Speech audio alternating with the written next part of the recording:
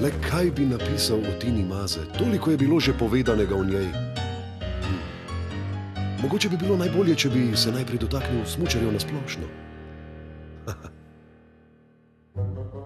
Smučar je marljivi reklamni pano, ki hrabro drvi po beli strmini do cilja, izogibajoč se številnim oviram, kot so zastavice, vzdrževalci in snežni topovi. Prav vsak smučar je vštevilčen zato, da ga po sestopu s klančine lastnik lažje najde. Najboljši smučarji pa na lastnika bahavo čakajo na stopničkah. Smučanje je takšna sorta športa, da se ga za razliko od tenisa ne igra, ampak se ga gre. Vrhunska tehnologija nedvomno potrebuje vzdrževanje, smučarski servis pa se pod drobnogledom močno razlikuje od teniškega. Prav gotovo je to naš nacionalni šport, kar se odraža pri veliko prodanih kartah na tujih smučiščih. Pod poncami odmeva kar nekaj zvenečih imen, le kdo ne pozna uspehov junakov, kot so Bojan Grižljaj, Jure Skočir, Ivo Danev, glavna paradna kobila slovenske smučarije pa je Kranjska Gora. Tam se je smukala tudi naša Tina Maze.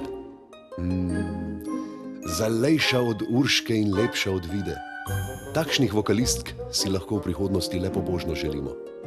Smučanje za razliko od tenisa vsekakor ni plemenit šport. Je veliko bolj barbarski, enoličen in hrupen. To pa predvsem zaradi gledalcev, ki s seboj ponosno nosijo kravje zvonove in raglje, da bi nam pričarali podobo sodnega dne. Smučarske kategorije, v katerih se merijo tekmovalke in tekmovalci, so slalom, veleslalom, slalom vele, super G in palčkov smuk. Gledalci ob progi pa so vedno na trnih, ko se meri vmesni čas. S tem, da so za razliko od tekmovalcev le redko dehidrirani. Poglejte, kako Eder nonšalantno posiljuje ciljno ravnino. Mu bo uspelo stisniti nošarja v kot in se dokopati do kolajne.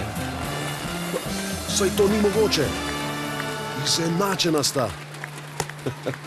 Eder se šopiri slavnostno odpenja vezi in se z zloženimi smučmi veselijo pogledu na tablo.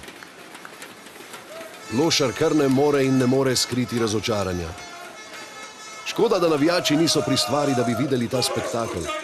Tukaj so zaradi dobre zabave in le redko kateri se naslednji dan spomnijo, kaj se je pravzaprav dogajalo.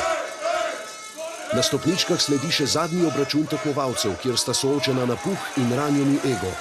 Vse pa je že odločeno, tako da se nehajta že sprenevedati in raje nastavita prisiljeno simpatičen obraz za fotografe.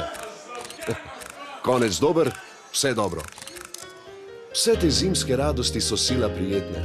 A kaj, ko jih lahko počnemo le, ko je sneg? Ampak tenis? Tenis lahko igramo prav celo leto.